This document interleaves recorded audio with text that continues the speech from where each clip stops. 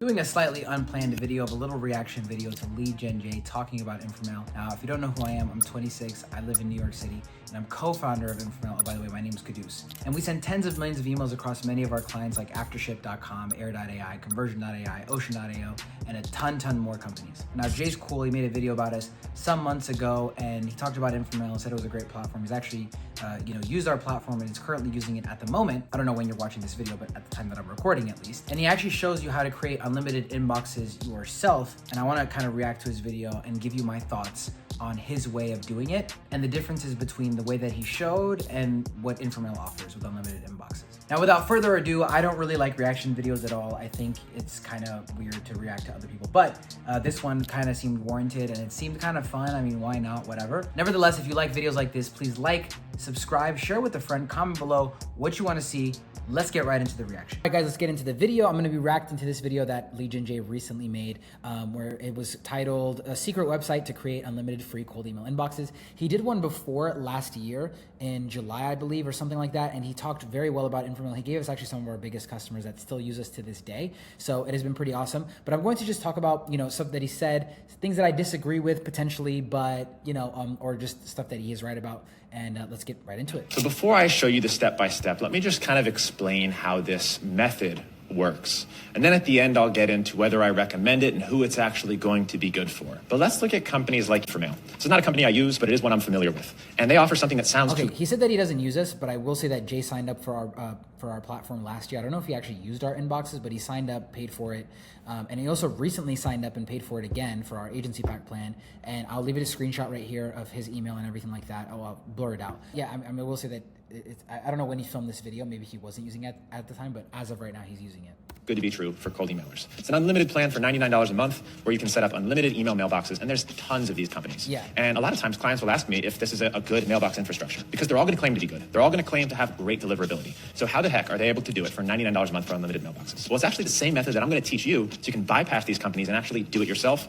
Okay, I want to say he's right. It is too good to be true. We are going to be raising prices in Q1 to kind of account for it being too good to be true, honestly. And because people get, 300 to 400 inboxes on the unlimited plan. I have a client, Ethan. He generates so many leads a day. He just got paid $10,000 or $15,000 from one client on commission using cold email, and he generates leads very consistently with the agency pack plan. He has 1,000 inboxes on it. That would cost you minimum $1,000 a month, even if you were getting inboxes for $1 a pop every single month. So Ethan is doing it for a fraction of the price, still making money, getting killer deliverability. So yeah, let's just continue. But Jay is right. It is too good to be true. And we will be raising prices to reflect that in next year, in Q1. And do it even better than they do. So the important thing to look at here is the number of IPs. So they say one dedicated IP ready to go. So you could have 10 mailboxes, 100 mailboxes, 1,000, 10,000 mailboxes, all sending from the same one IP address. And they can increase their plan to $250 a month and get 3 IP addresses. Now here's the thing. When you set up a new plan with one of these companies, they're basically spinning up a server with a unique IP address that is brand new. That IP address has 0 authority, 0 trust, which means you need to build it up in order to have excellent deliverability. And sometimes when you start these servers from scratch, they don't have any history. And because of that, the emails will go through to the inbox for a period of time until they don't. And the drawback to the method I'm going to be teaching you is if you're not good at cold email, you can burn this IP really quickly. If your emails are... Okay, so there's a couple things that Jay mentioned here. So number one, he said that when you get an IP from them, it's going to be an IP that has no history, which is partly true, partly not. We don't actually really know the answer because there's a finite amount of IP addresses in the world. And I believe there's like a few billion or something like that. And there's a finite amount. So every cloud provider has their own. You can go get an IP from a cloud provider if you want to go set up inboxes this way. But most of the time, the problem that you're going to run into is that they're going to either give you a blacklisted IP, right? And you have to keep requesting a new one until you get a clean one. Or you won't be able to send emails through that IP because they don't have port 25 open. And port 25 is the protocol required to send emails through that IP or through their cloud provider that you choose. So I just want to mention that sometimes you won't know, when you spin up an IP, we're not going to know if it is been used by someone before versus not, but we do know that it's healthy and that it's not on a blacklist currently. So in that regard, I mean, it's going to be a very clean IP and something that we thoroughly check across all of our clients. A quick screenshot of the internal tool that we use. That basically we have an internal tool and team that will mark these IPs good or bad or not checked and what region they came from. So we track all of this thoroughly. So every new user that comes in gets a clean IP, and we check to make sure that it's perfect for every single person. So yeah. You're getting reported as spam, or you're sending emails without proper DNS records and authentication, you're going to get reported as spam, your emails are going to bounce, and then your IP address is going to have really low trust. Yeah, and the second thing that he mentioned, by the way, was basically the dedicated IP being able to be burned quickly, and that is true. It's a lot more fragile than using Google or Outlook. And if you have, let's say, 1,000 inboxes like Ethan, for example, with Google, and you pay $3 a month for each one, you're paying $3,000 a month. Therefore, they have a pool of IPs there for you, and they maintain that pool and make it a very high quality pool of IPs. So there's not going to really be one that you land on that lands you in spam. Although there could be, it's less likely. With Outlook, you have to actually keep switching out of different IP pools to make sure that you're in a good IP pool, right? But with a dedicated IP, you have one, you have to make sure you take care of it, and it's very fragile. Again, if that happens, we swap it out for you, not a big deal. But again, the reputation is built up through warm up anyway. So it's not like, when you get an IP with quote unquote no reputation, you just build it, like something bad, it's like something bad. No, you just warm it up. That's why there's warm up that exists, and you build up the reputation of that IP. And they actually have an IP warm up schedule. I'll put a screenshot here on the page. You could see day 1, day 2, day 3, day 5, day 10, whatever, all the kind of emails that you can send through that IP. So IPs are very strong, as you can see through the screenshot, but at the same time, they require a little bit more care than using Google or Outlook. And none of your emails are going to go to the inbox. Whereas if you use something like Google or Microsoft, they're going to be in charge of rotating those IP addresses, so they always stay clean and deliverability stays excellent. So that's kind of how these mailboxes work. We call them SMTP mailboxes. They use a single IP address typically, and your deliverability is going to greatly be determined by that IP address. Okay, so now that you understand, let's go into how to actually do this for yourself. First thing you're going to need is some domains. So I'm going to go ahead and use this one here, insidersoffer.com.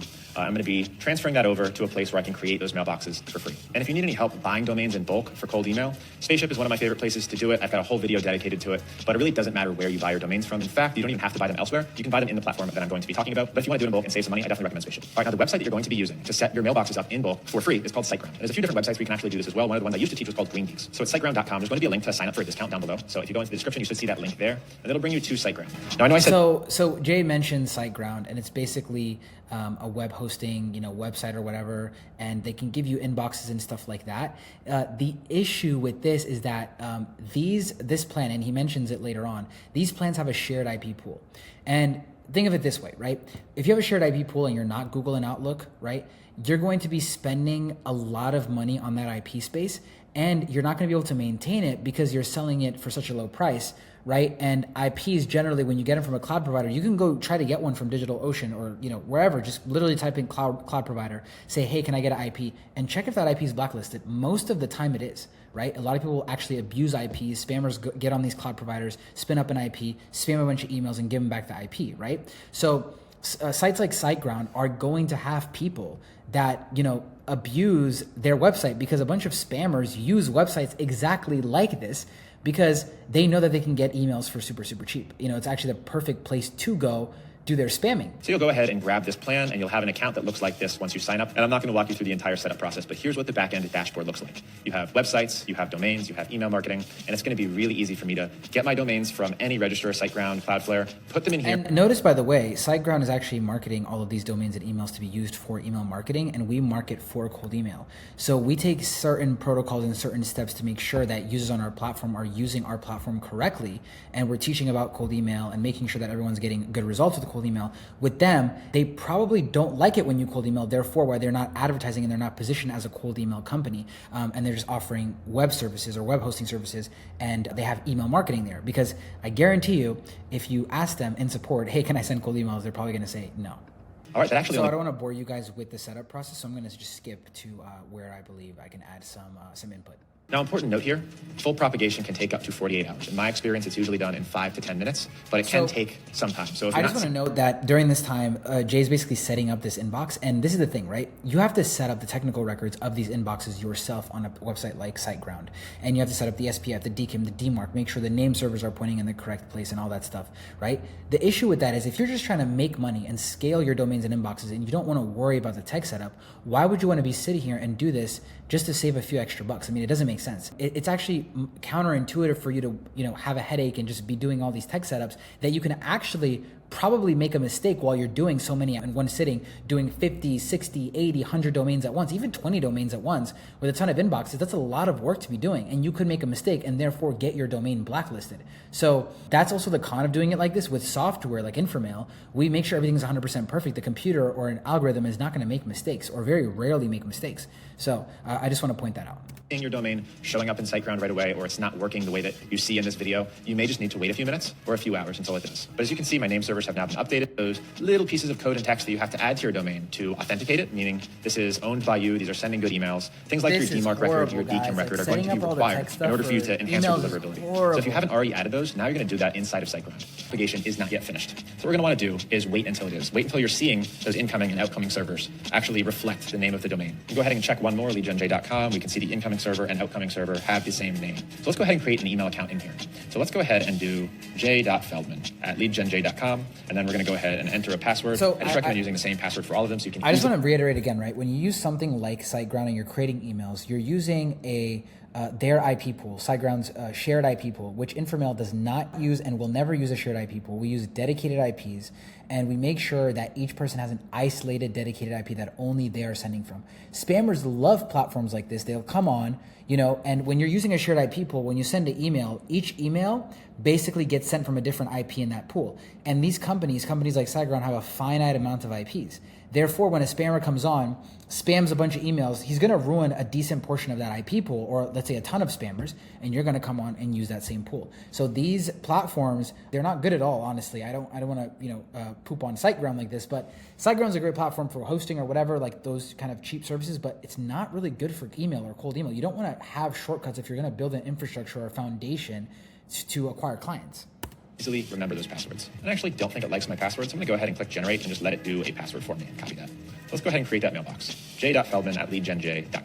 There we go, and it has been created. And as you can see, now it's listed right up top, and this is the usage and quota that it's reaching. You can always reset those quotas if necessary. And as you can see, that was free. It took 2 seconds. I didn't have to do anything additional, and I can set up as many as I want inside of this domain. So where are these mailboxes actually located, and how do you load them into your cold email platform like instantly? It's actually really easy, so let me show you. These mailboxes are hosted in SiteGround. This is where all the data goes. So if I click on these 3 dots to the right of the mailbox, I can actually log into that mailbox in Webmail, which is just a really simple email interface where I can send and receive emails. Just so you can see this thing is working, you can actually compose emails in here and send them. So if you ever want to do a quick deliverability check, you can just go ahead and send an email to yourself. Let's do j@leadgenj.com, subject test, and then I'll put test in the body as well.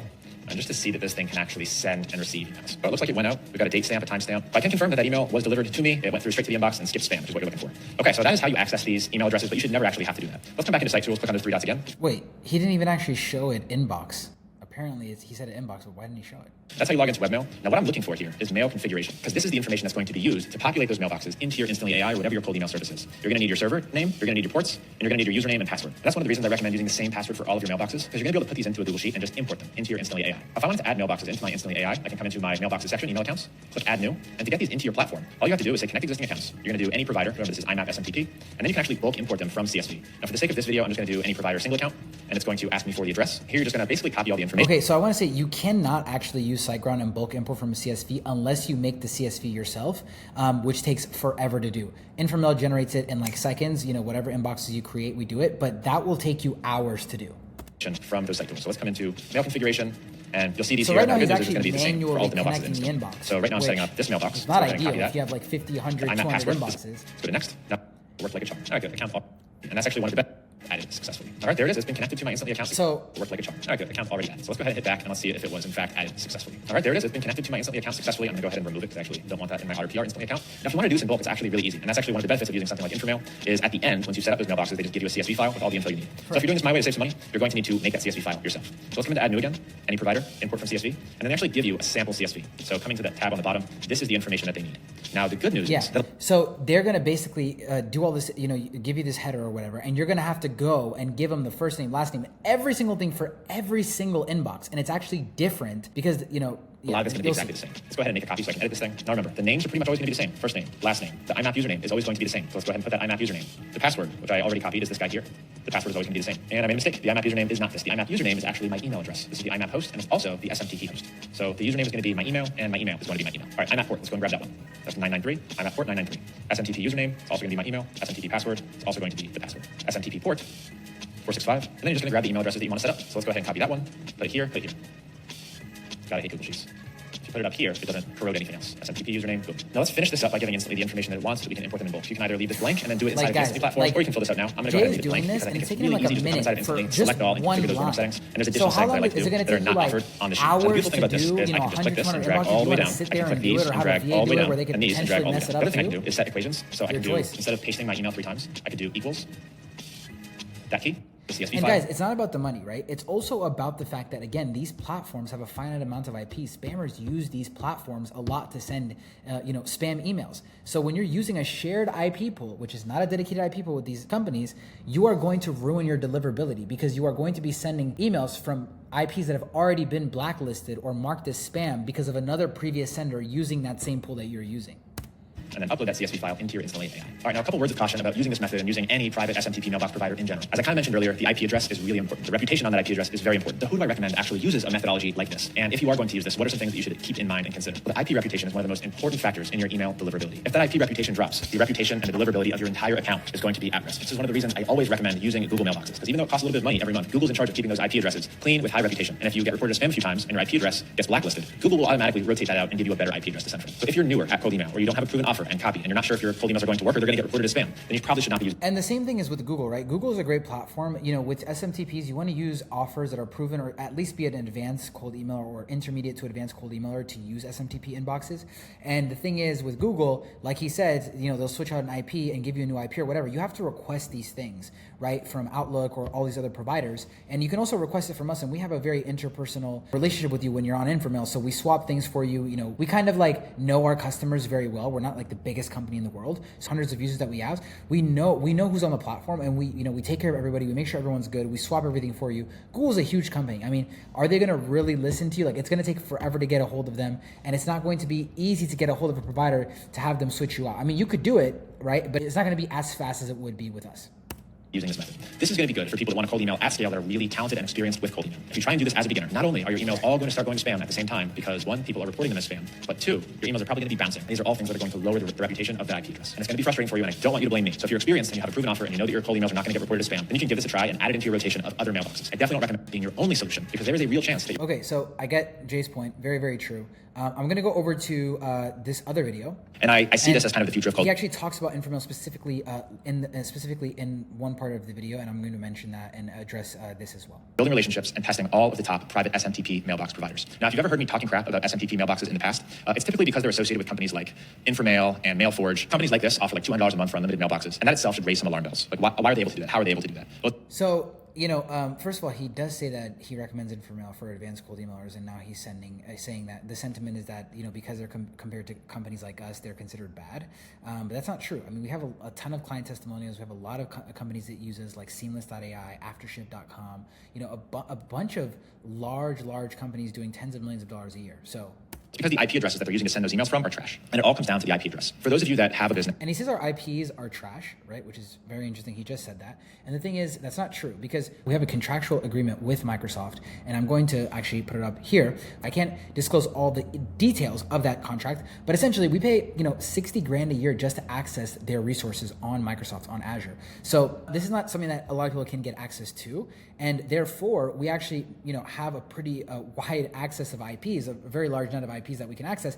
And on top of that, we do thorough checks. So when a user comes on, we basically have an internal system that makes sure that you get a perfect IP that's not blacklisted, that is completely healthy, that we've tested, right, and approved already. So you're not ever going to get a bad IP ever. And if you ever get one by mistake, which doesn't happen because we do part of it is a manual approval process, then we just swap it for you and give you a new one, right?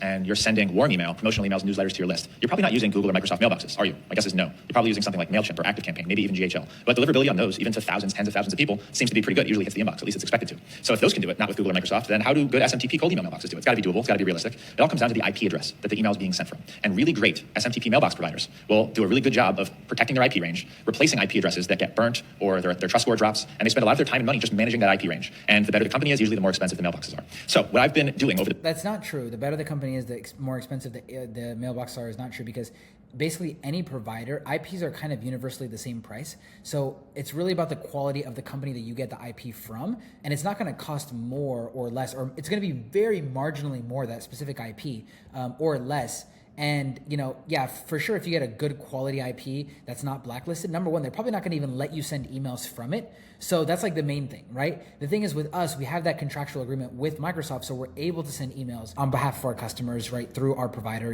through Inframail. And that's the thing, that's the main differentiator, right? If you go and get an IP from someone else, the reputation starts from zero. You can fix that with warm-up, but also you're going to most likely get a blacklisted one.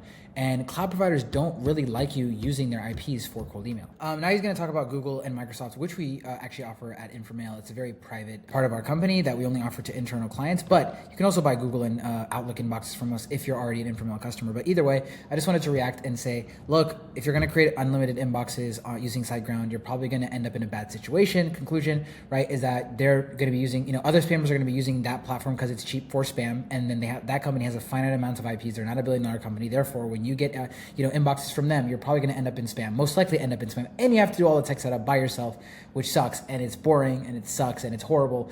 And yeah, Inframail does it for free. Plus, you get unlimited inboxes. It's our made for cold email. SiteGround is also not made for cold email. And yeah, our IPs are not trash. They're Microsoft Azure. We have the leasing contract where we pay $60,000 a year literally to access these IPs, and so that's completely false. And we have an approval process, the manual approval process / software that we actually go through to make sure that everyone gets a really good IP. So we have that process internally. All right, guys. Well, I hope you enjoyed the video. Jay is a great guy, but it did suck when he said things about Inframail that were not true. And he's also a user, so it kind of hurt. But either way, I just wanted to address that and kind of give you my thoughts. At the end of the day, you could try, Inframail, and I will personally give you 10 domains for free. I wouldn't do that if Inframail sucked, right? So I will literally personally give you 10 free domains that you can use on our platform when you pick any plan. So you could click the link in the description below. You could book a 15-minute demo with me. I will personally be on that call, and we can get you set up. I hope you guys check out Inframail, and I think it's something that you can use. Again, diversify. Use Jay stuff for sure. Use my stuff, but I would say that Inframail is a great solution, especially if you're an intermediate to advanced cold email sender, or you just want to save money on inbox costs. If you could do cold email correctly, it's a great solution. Yeah, but I hope you guys like the video. Share with a friend, and I hope this can give some explanation to the cold email landscape and also Inframail, our company. So like the video, comment below if you want to see more videos like this. I'll see you guys. Peace out.